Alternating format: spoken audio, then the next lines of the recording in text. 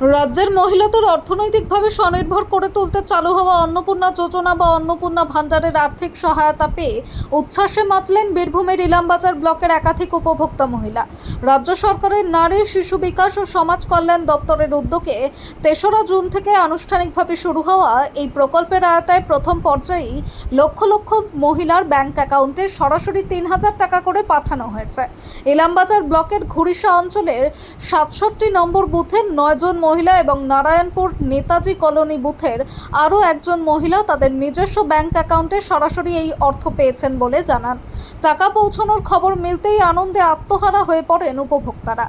ঢাকঢোল বাজিয়ে গেরুয়া আবির খেলে এবং একে অপরকে মিষ্টিমুখ করিয়ে তারা এই সাফল্য উদযাপন করেন। এলাকার বাসিন্দারা জানান, সাধারণ মানুষের কল্যাণে এমন জনমুখী প্রকল্প ভবিষ্যতেও চালু থাকুক, সেই প্রত্যাশা রয়েছে তাদের। সরকারের প্রতি কৃতজ্ঞতা প্রকাশ করেছেন উপভোক্তারা। এই উপলক্ষে ঘুরিশা অঞ্চলের ৬৭ নম্বর বিজেপি বুথ সভাপতি সনাতন হাজরার নেতৃত্বে একটি সৌজন্যমূলক কর্মসূচিরও আয়োজন করা হয়। তিনি জানান, এলাকার সাধারণ ও আর্থিকভাবে পিছিয়ে থাকা মহিলাদের এই প্রকল্পের সুবিধা পাইয়ে দিতে পেরে তিনি অত্যন্ত আনন্দিত। ভবিষ্যতেও দলমত নির্বিশেষে মানুষের পাশে থেকে সমাজ সেবামূলক কাজ চালিয়ে যাওয়ার অঙ্গীকার করেন তিনি। স্থানীয়দের মতে, নারীর ক্ষমতায়ন ও সামাজিক সুরক্ষার এই উদ্যোগ গ্রামীণ অর্থনীতিকে আরও শক্তিশালী করবে এবং সমাজের বৃহত্তর অংশের উন্নয়নে গুরুত্বপূর্ণ ভূমিকা পালন করবে।